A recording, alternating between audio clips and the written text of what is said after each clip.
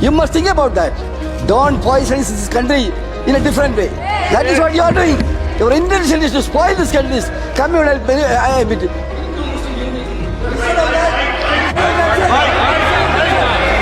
What you are doing is you are putting Hindus and Muslims in watertight compartment. You may have that desire, but we will not allow this country to go in that direction. So thank you very much, sir. I vehemently oppose the very presentation of this bill.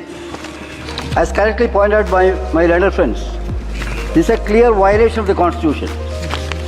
It is a violation of the fundamental right enshrined in our Constitution.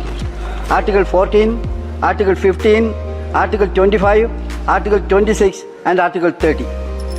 Sir, this bill is ill-motivated, sir. You have got dirty agenda with you. Yes. Sir, if this bill is passed, the entire boxing system will be collapsed, sir. Shit. That is going to happen. Similarly, sir, various bodies, Waqf Board and Waqf Council, all these bodies will have no existence.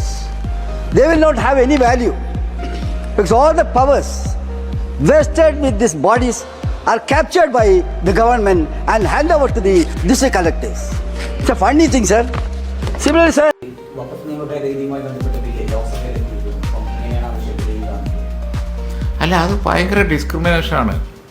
അത് India രാജ്യത്ത് ചെയ്യാൻ പാടില്ലാത്തൊരു കാര്യമാണ്. Clear discrimination, പക്ഷപാതം.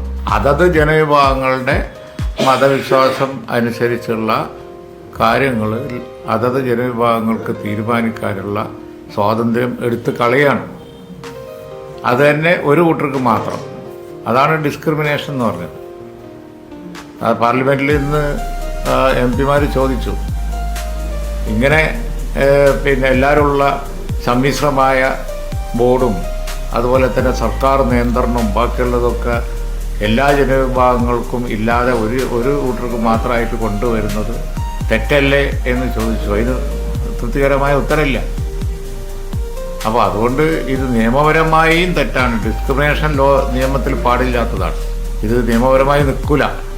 മാത്രമല്ല, കഴിഞ്ഞ തെരഞ്ഞെടുപ്പ് തോൽവിയിലുള്ള അഖിലേഷ് യാദവ് പറഞ്ഞതുപോലെ vote കിട്ടാത്തതിനുള്ള പ്രതികാരം